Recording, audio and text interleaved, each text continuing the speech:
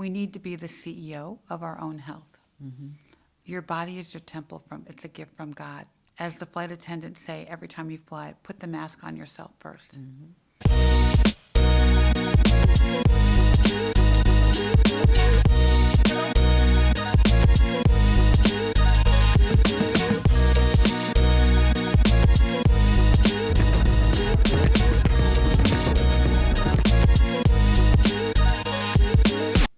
Hello, this is Dr. Avis, and welcome to the BOW Collective Podcast. I am so excited to have with me today an incredible BOW sister right here, the amazing Ricki Fairley. Hi there, Ricki. How you doing? I'm great. I'm so happy to be here with you. This is so exciting. I'm happy to have you, especially because this conversation is so important. Can you tell us a little bit, first of all, about your organization and what you do? Sure. I am the CEO and co-founder of Touch, the Black Breast Cancer Alliance. I'm a 13-year survivor of triple-negative breast cancer, and this is my God job. And my work is really focused on advancing the science for Black women. You know, we have a 41% higher mortality rate of breast cancer. We have a 39% higher recurrence rate than white women of breast cancer. And the statistic I hate the most, the age of 35, get breast cancer at twice the rate of white women and die at 3 times the rate. Oh, my God. Well before they would have a first mammogram at age 40. So we're getting it more, at younger ages, at later stages, and triple-negative breast cancer affects about 40% of Black women or Black breast cancer is triple-negative breast cancer. It's the worst one. It has the highest mortality rate and the least treatment options. That's what I had. So this is my God job. God left me here to do this work, and it's my purpose. Wow.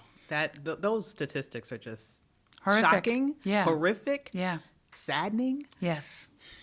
But we now know, Dr. Avis, that there's a growing body of research that's validating something that I've been saying for 5 years now, that Black breast cancer is different. And we now know that if you put a Black breast cancer cell next to a white breast cancer cell under the microscope, they look totally different. So the drugs that we have are all made on the white cells. Right. So we really don't have drugs that work for us. And so when you take a chemo drug, you're almost doing a clinical trial in your own body because you don't know if it's going to work. And what happened with me is I took the 3 main drugs for breast cancer. I had a mastectomy, took the 3 main drugs, did radiation, and it came back in a year, almost exactly a year to the date of my first diagnosis, because the drugs didn't work. And so I ended up taking experimental drugs, fighting for myself to find a doctor that would give me experimental drugs, and I did a clinical trial which saved my life. Oh my God. But I mean, we don't have enough science for Black women, and we still really don't understand why we're getting it younger, why Black women are getting it in their 20s and 30s, and so. But we know that we need different solutions because the ones we have are not working. You know what's really shocking to me? I mean, you're just telling so much information that all of us need to hear. I knew that we get it younger. Right. I knew that we were more likely to get triple-negative breast cancer. Yes. I knew that we die more likely than our white counterparts. I did not know that the cells look different. The cells look different. I'm working on a research project now, a Cancer Grand Challenge, with Dr. Melissa Davis at Morehouse School of Medicine. She's the first Black woman to get a research study this large. It's $25 million over 5 years. And we are studying the differences in the cells between Black and white cells for breast, prostate, and pancreatic cancer. It's a global study, so we're in the U.S., Canada, the U.K., Ghana, Nigeria, South Africa, Ethiopia, and Kenya. We've already learned that in Ghana, there's a gene that's attributing to triple-negative breast cancer in Ghana.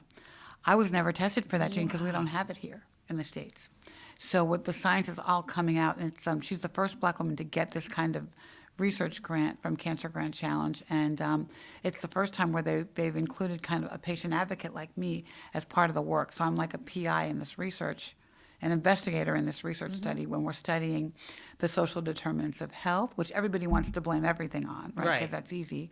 But the genetics, the genomics, which is kind of the biology of a cancer cell, and the exposomics, which is the environment. So if you live in a village that has a volcano, or if you live in Flint, Michigan, all those environmental factors, or New York City, can affect your cancer. Wow. So with everything that you just shared, unfortunately, the thought that came to my mind is the funding for that research now in peril?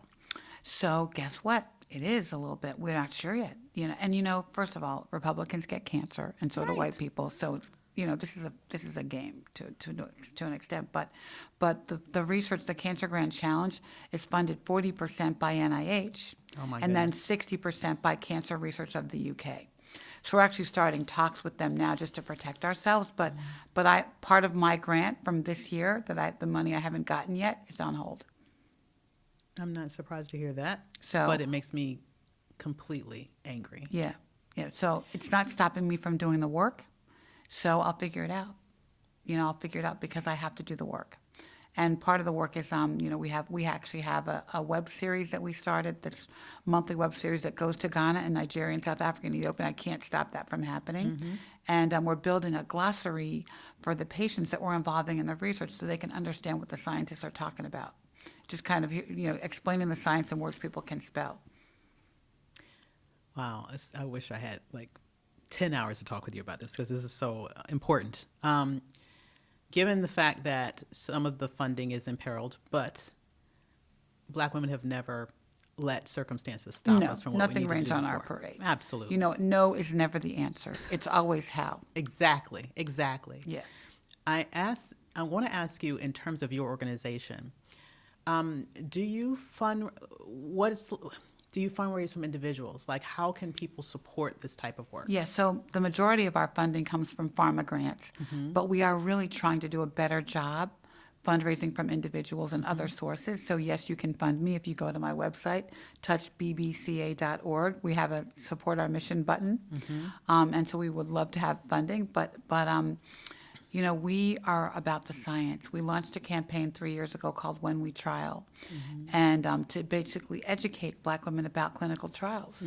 The main reasons why we don't participate are because doctors don't invite us, but equally as important is the fact that we don't understand the science. I think I'm going to get a sugar pill and die. I don't want to be a guinea pig.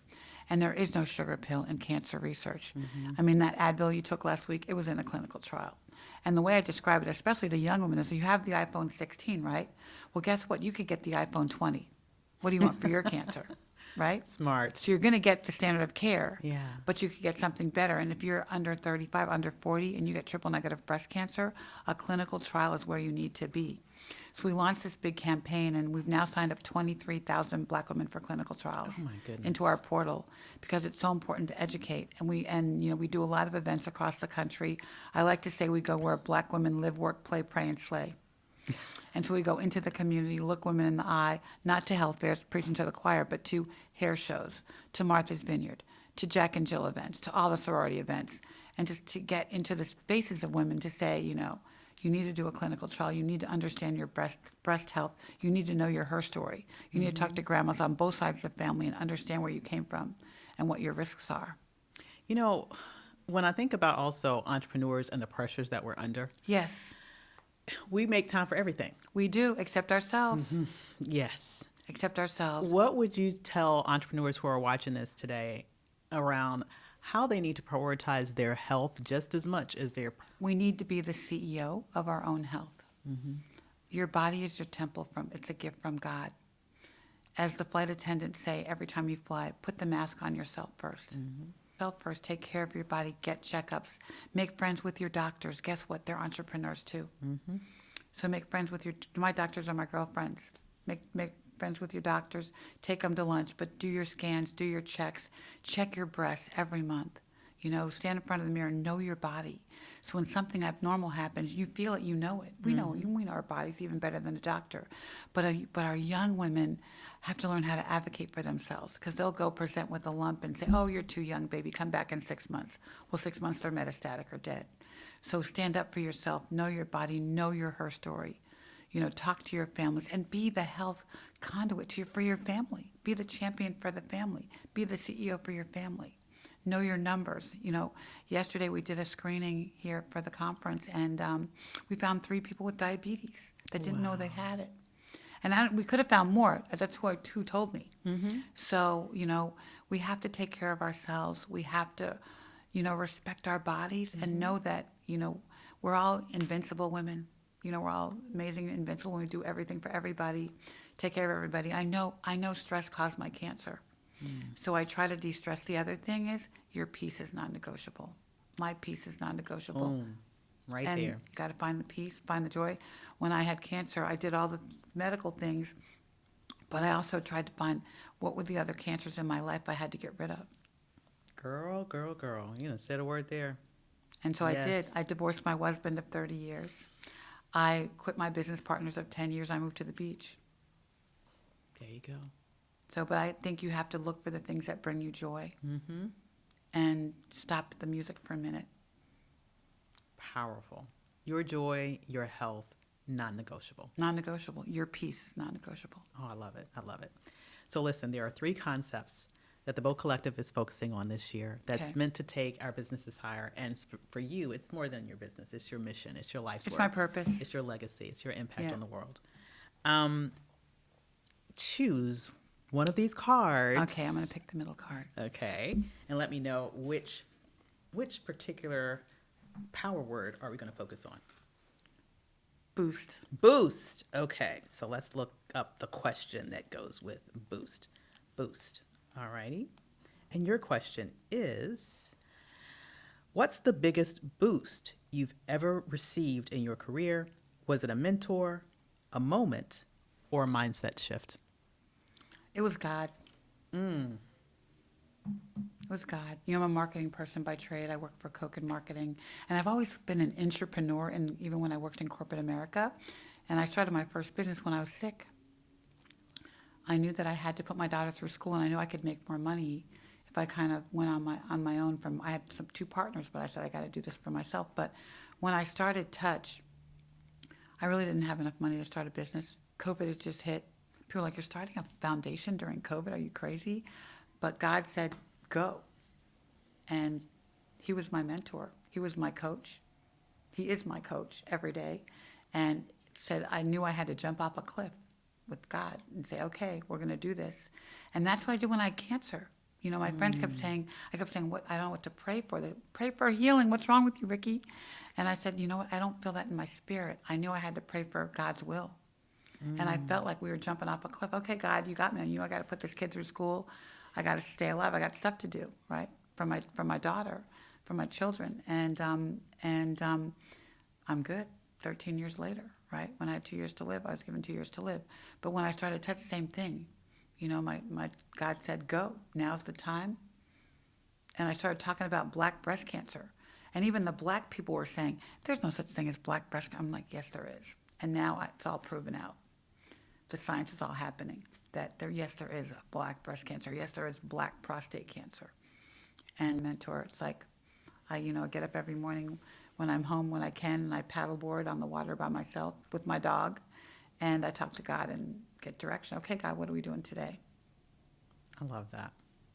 So how can people find out more about your organization and contribute to your organization? So we have 4 websites, but the main one is touchbbca.org. And it'll connect you to the others. We have another website called Love of My Girls, GURLS.org, for young women. We have some great videos on our site. Our clinical trial site is whenwetrial.org. And then we have a new site that we just launched for black women with triple negative breast cancer, because there's so many of us. And it's called blacktnbcsanctuary.org. I love it. I have to just say this. With everything that you're doing, it's amazing. And I think about, as you mentioned, that you already have some of your funding that has been compromised. Yeah. You're going to make it happen. But I want to say, we have the power to make sure that you make it happen. And here's what I know. We have to be willing to not only fund our own liberation, we need to be willing to fund our own health and our Yeah. own health research Yeah. and our own healing. Because clearly we're going to have to do things differently in this new space. We are. And it has to be us supporting us. And what better way to start? Thanks. We have to mobilize. Yes. We have to mobilize and make a stand together, Yeah. So the more we can do that, the better. It's going to be a little crazy, but God's in control. Indeed. He doesn't like ugly. We're good. We are good. Yes, we are. Yeah. All right, my dear. Thank you so much for joining us today. Thank you so much for having me. I love being a BOW. I love being a BOW too. I do too. You know what? People say, what's it like? It's magical. It's a is. magical place. It's a magical thing to have all these amazing women around us. It's like a gift from God. World changers just like you. So once again, thank you so much for joining us today. Thank you so much. We have so enjoyed this. Such a powerful, powerful episode. And thank you for joining us on the BOW Collective podcast. We'll see you next time.